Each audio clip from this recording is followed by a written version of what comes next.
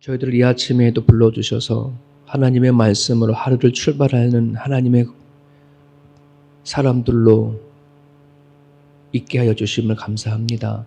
아버지, 수많은 사람들은 말씀으로 돌아가야지, 기도해야지 하는 생각을 갖지만은 하나님 실질적으로 그렇게 하는 사람들이 많지 않음을 압니다. 주님, 우리들에게 영적인 근력을 키워나갈 수 있도록 도와주시기를 간절히 바랍니다. 다시 말씀으로 못 돌아가지 아니하면 하나님, 저의 우리들의 기독교는 다시 변질되어져 버리고 다시 무너질 수밖에 없음을 아오니 하나님 아버지 하나님 도와주시어서 말씀과 기도 없이는 살아내줄 수 없음을 깨닫고 살아갈 수 있도록 도와주시옵소서. 오늘도 하나님 안에서 살려고 노력하는 수많은 사람들, 그 자리가 어떤 자리든 간에 하나님을 기억하게 하시고 하나님을 찾고 부르짖는 삶의 자리가 있을 수 있도록 아버지 도와주옵소서. 우리 주변에 참 많은 기도가 필요한 사람들이 있습니다. 주님 찾아가 주시옵시고 만나 주시며 그들의 작은 신음 가운데 안에 둬서도 들어주시고 함께하여 주옵소서. 오늘도 저희들의 말씀 붙잡고 하루를 살아가고자 원하오니 주님, 말도 안 되는 세상 속에서, 말도 안 되는 수많은 일들 속에서 어떻게 살아내야 할 것인지 깨닫게 해주시고 또 그대로 살아낼 수 있는 우리들이 되어줄 수 있도록 허락하여 주옵소서. 예수님의 이름으로 기도합니다. 아멘. 다니엘서 2장입니다. 2장 14절에서 23절까지입니다. 14절부터 23절까지. 다니엘서 2장 14절에서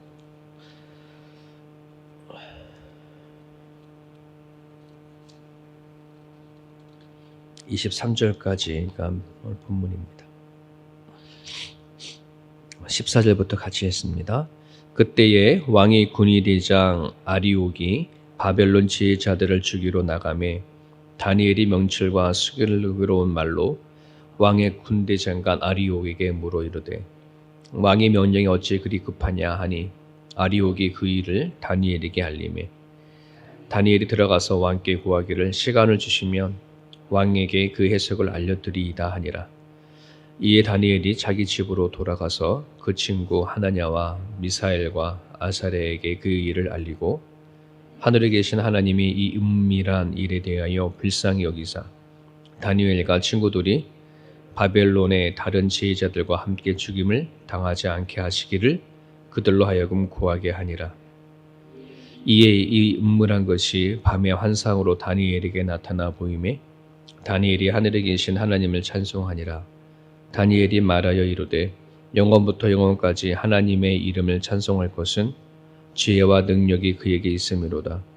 그는 때와 계절을 바꾸시며 왕들을 패하시고 왕들을 세우시며 지혜자에게 지혜를 주시고 총명한 자에게 지식을 주시는도다. 그는 깊고 은밀한 일을 나타내시고 어두운 데에 있는 것을 하시며 또 빛이 그와 함께 있도다. 나의 조상들의 하나님이여 주께서 이제 내게 지혜와 능력을 주시고 우리가 주께 구한 것을 내게 알게 하셨사오니 내가 주께 감사하고 주를 찬양하나이다. 곧 주께서 왕의 그 일을 내게 보이셨나이다 하니라. 아멘. 어제 우리가 2장을 보았듯이 느부갓네살의 꾼 꿈을 얘기하고 그걸 해석하라고 하는 게 아니라 자신이 꾼 꿈까지도 알아맞추라 하는 말도 안 되는 이 현실 앞에 그냥 한번 웃고 지나가는 해프닝 같은 일들이 수많은 사람들이 이유 없이 죽게 되었습니다. 이 상황 앞에 다니엘조차도 이제 목숨을 구하기가 어려운 그런 상황에 놓여졌는데 이 일들을 어떻게 처리해 가고 또 나아가는지 오늘도 우리가 살아갈 때에 정말 크고 작은 현실의 장벽들이 참 많이 있습니다. 힘써도 안 되고 애써도 안 되고 풀리지 않는 문제들이 참 많이 안고 살아갑니다. 인생이라고 하는 것이 가변적이어서 언제 어떤 일이 닥칠지 모르고 살아가고 있는 그런 시대이고, 이게 전체적인 세계적인 정세뿐만 아니라 각각 개개인의 삶 안에서도 예측할 수 없는 일들이 참 비일비재하게 많습니다. 어떻게 하면 이런 장벽들을 잘 뚫고 지혜롭게 나아갈 수 있을까? 또 오늘 본문 말씀을 통해서 찾아보고 기도 제목으로 삼았으면 좋겠습니다. 14절입니다. 그때에 말도 안 되는 상황에 이런 얘기겠죠. 그때에 다니엘이 명철하고 슬기로운 말로 군의대장에게 이제 얘기를 합니다. 거기 군의대장이 아리옥인데 바빌론의 지혜자를 죽이려고 이제 갔고, 그리고 이제 다니엘까지 이제 찾아오게 된 거죠. 근데 차분하게 다니엘이 얘기를 합니다. 그러면서 뭐냐면 15절에 왕의 명령이 어찌 그렇게 급하냐. 다니엘은 전혀 당황하지 않고 체계 있게 서두르지 않고 이제 얘기를 나눕니다. 그리고 16절에 왕에게 가서 차근차근 얘기를 하는 거죠. 지금 이 말이기 쉽지, 이게 자신을 죽이러 온 사람한테 그렇게 그 순간에 지혜롭게 말을 해서 그 상황을 돌이켜서 자기가 생각한 대로 왕 앞에 나가서 자기 얘기를 한다는 건, 이건 하루아침에 되는 얘기가 아니고 쉽지가 않습니다. 그만큼 다니엘과 그의 또 친구들은 하나님, 어린 나이임에도 불구하고 하나님 앞에 어떻게 살아가야 하는가 하는 확실한 그 믿음과 신앙이 있었기 때문에 가능한 거거든요. 이 믿음의 근력을 키우는 거, 신앙의 근력을 키우는 거 되게 중요합니다. 우리 육신에도 운동을 해서 근력을 키워야지 잔병이 없이 건강하게 살아가듯이 영적인 것도 마찬가지입니다. 영적인 근력을 만들지 아니하게 되면은 우린 살아가다가 현실의 작고 큰 문제 앞에 확 넘어져 버리고 어찌할 바를 모르고 두려워하고 걱정하는 게 되게 많거든요. 평소를 위해서 우리가 기도하고 말씀을 묵상하고 하는 거 아니라 정말 우리 갑자기 닥쳐왔었을 때 견딜 수 있는 힘을 우리는 키워나가야 할 줄 압니다. 이 느부갓네살은 되게 잔인한 왕입니다. 열왕기 하 25장을 보면은 유대 왕 시드기야 양의 그 왕을 남유다의 마지막 왕이죠. 왕이 보는 앞에서 자녀를 죽이고 눈을 뽑은 사람이 바로 느부갓네살입니다. 수많은 사람을 성전에서 불태워 죽인 사람이고, 풀물불을 만들어서 거기에 자기의 마음에 들지 않으면 집어 던지고 태우는 아주 잔인한 왕이 느부갓네살이거든요. 그에게는 자비라는 단어가 없을 정도로 그의 역사를 저걸 보게 되어지면 앞뒤가 맞지 않고 잔혹하게 그지없는 왕이었습니다. 이 꿈 얘기 이거 하는 것보다 말도 안 되잖아요. 자기 꿈을 자기가 꿔놓고서는 꿈이라도 얘기를 해주고 해석을 하라고 해야 되는데 전혀 상식적이지 못한 그런 왕이에요. 그 왕 앞에 나아가서 다니엘이 이렇게 얘기합니다. 왕이여, 걱정하지 마십시오. 제가 이 문제를 해결하겠습니다. 그런 식으로 얘기하죠. 하나님이 함께 하셨던 다니엘은 또 하나님의 확실한 그 믿음이 있었던 다니엘에게는 이게 가능했었던 일. 우리가 오늘날 어떤 상황에 안에서도 하나님이 함께 계신다라고 하는 이 믿음의 확신을 가지면은 그게 감당해 나갈 수 있어요. 여러분, 우리가 물건을 사면은 개런티를 해주죠. 워런티라고 다 하고. 그리고 그게 2년, 3년인데 2년, 3년 동안에 망가지거나 그러면은 바로 고쳐주거나 또 새로운 걸로 바꿔주거나 하는 그 보증을 해주지 않습니까? 이 물건도 그런 보증이 있는데, 여러분, 오늘 우리가 예수님을 믿고 하나님을 믿는다 했을 때에는 하나님이 우리를 보증해 준다고 성경 계속해서 얘기하고 있어요. 내가 너한테 개런티 해줄게, 죽을 때까지. 이 얘기거든. 우리는 하나님의 이 보증을 믿어야 돼요. 성령이 너와 함께 한다.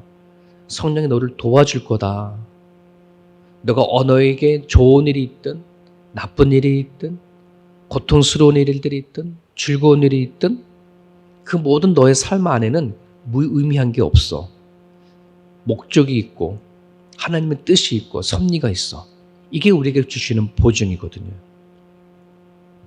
이것을 믿고 나갈 때에 그 유명한 빌립보서 4장 13절 내게 능력 주시는 자 안에서 내가 모든 것을 할 수 있다. 이 고백에 나오는 겁니다.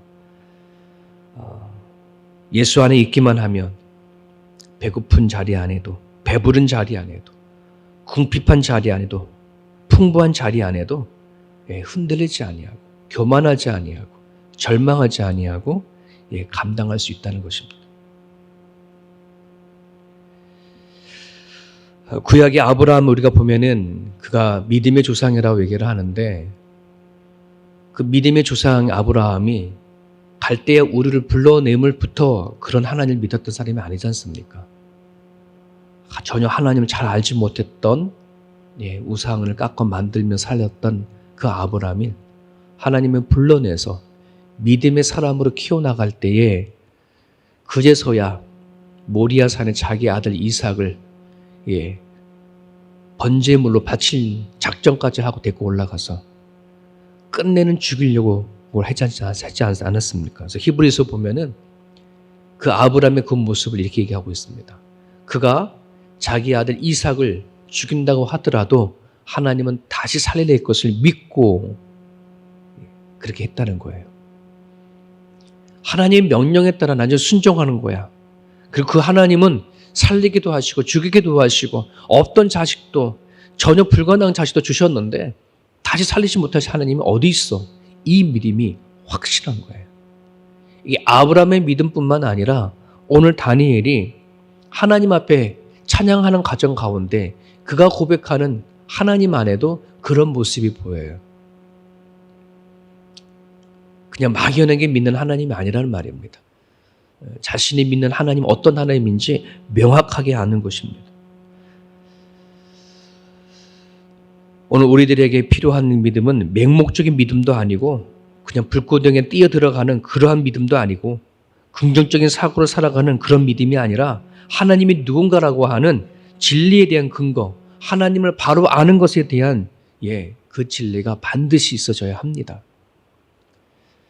목회하면서 참 많이 듣는 얘기가 이거예요.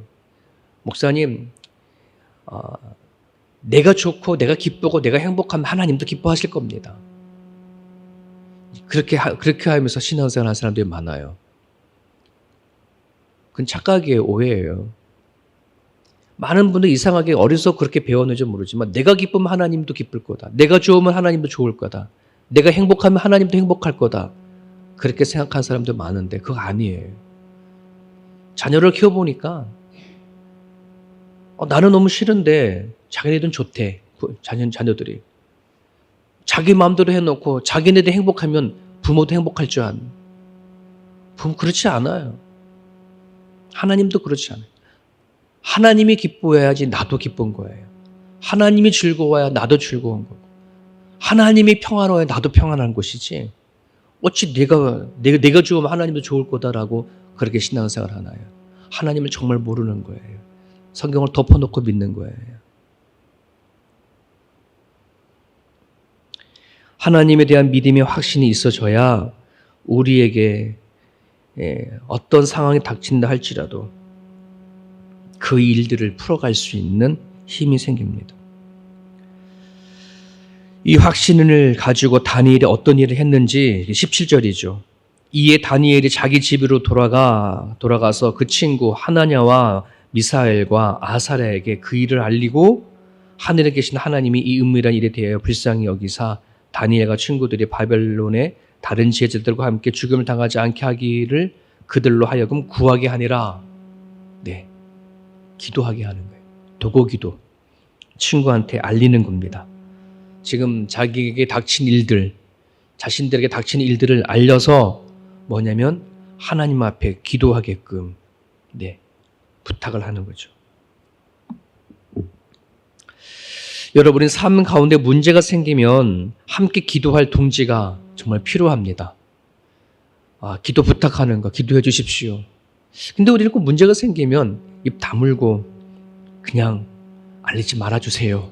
뭐 이런 거죠. 이순신 장군이 화살을 맞고 군사들에게 알리지 마라. 막 이런 식인 것 같아요. 아닙니다. 우리는 알려야 합니다. 알려서 같이 기도하고. 왜? 기도의 힘을 아는 사람은 알려요. 기도의 힘을 모르는 사람은 잘 안 알려요. 여러분, 오늘 이 본문의 이야기를 영어로 만든다고 가정하면 세 가지 장면으로 구성할 수 있어요. 첫 번째 장면은 왕의 침실에 대한 장면이겠죠. 왕이 막 꿈틀거리면 정말 꿈꾸는 그런 장면이 나올 겁니다. 정말 모든 걸 다 가졌고 행복한 자리임에도 불구하고 번민의 장소, 문제의 장소, 왕의 침실입니다. 그리고 나서 두 번째 장면은 왕의 궁정이겠죠. 문제를 풀기 위해서 왕궁으로 모든 지혜자를 다 불러내서 그 문제를 풀지 않으면 내가 다 너를 죽여버리겠다 할 정도로의 엄포를 놓는 아마 그런 장면이 나올 거예요. 그러고 나서 또 하나의 장면이 있다면 기도실이지 않을까.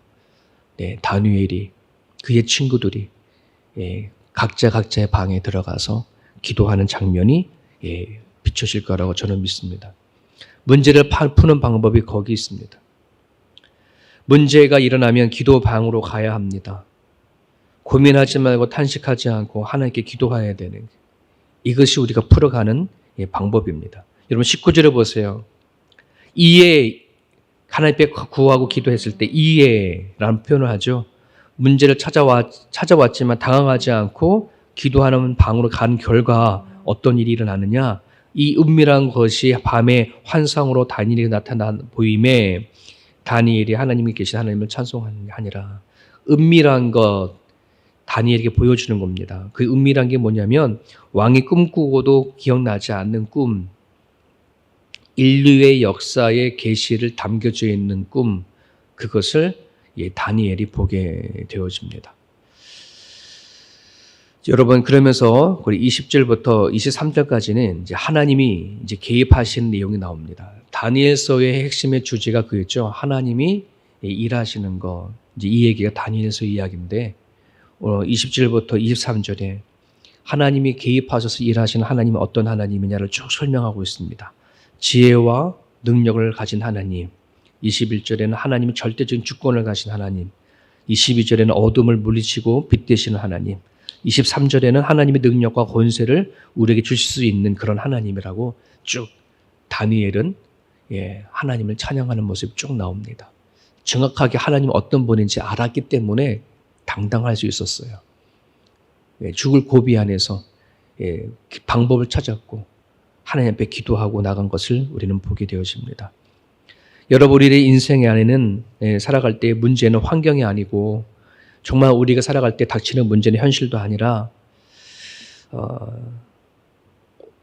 정말 문제는 내가 하나님 앞에 무릎을 꿇느냐, 내 살아가는 수많은 문제 안에 하나님이 개입하느냐 하는 그런 문제인 것을 여러분을 기억하셨으면 좋겠습니다. 현실이 바뀌지 않는다고 실망하지도 마시고 현실의 문제 때문에 또 주저앉아 버리지 않기를 바랍니다. 그 문제를 해결하실 분은 하나님이라는 사실을 기억하고 나갔으면 좋겠습니다. 어저께 우리 청년들 모임을 가질 때 한 사람 한 사람씩 기도 제목을 같이 나누는데요. 청년인 만큼 이제 배우자 놓고 기도하는 많이 요구를 합니다. 근데 이제 한 청년이 그러더라고요. 배우자 놓고 기도하는데 내가 이제 이런 배우자를 원하면 자기가 이런 배우자가 되어야 될 거 아니에요. 이제 그런 배우자가 잘 되어줄 수 있도록 기도 제목을 또 내놓았어요. 이제 그러면서 청년들은 좋은 배우자를 얻기 위해서 자기 나름대로의 어떤 조건을 갖추고 뭔가 되어져서 그때 되어지면 좋은 배우자를 만나기를 원하는 그런 부분들이 있지만 좋은 생각이기도 합니다만은 근데 그게 실제로 이루어지지 않죠. 내가 정말 결혼할 조건들을 다 되어져가지고 결혼한다는 건 쉽지가 않아요. 조건과 환경이 나를 만들어가는 게 아니라 조건과 환경이 그렇지 않다 할지라도 정말 우리가 하나님 앞에 간구하고 개입하시고 하다 보면은 하나님과 함께 하다 보면은 하나님께서 우리를 만들어 가시고 또 이끌어 가신다는 사실을 믿고 나갔으면 좋겠습니다. 오늘 주신 말씀을 우리가 붙잡으실 때에 우리는 무엇이 되어져야, 무엇이 이루어져야 어떤 결과가 이루어져야 뭔가 될 거라 생각을 하는데 하나님이 내 환경의 문제에 또 현실에 아예 같이 개입하시기도 하신다면 기도할 수만 있다면 그 자리가 그 현실이 바뀌어지고 또 하나님께 일하신다는 사실을 믿고 이 아침에 기도해 주셨으면 좋겠고요. 그래서 때에 따라 돕는 하나님을 경험할 수 있도록 기도해 주시고 그리고 문제만 붙잡지 말고 하나님의 영광을 드러내 줄 수 있도록 이 아침에 그렇게 기도해 주셨으면 좋겠습니다. 자유롭게 기도하시다가 돌아가시길 바랍니다.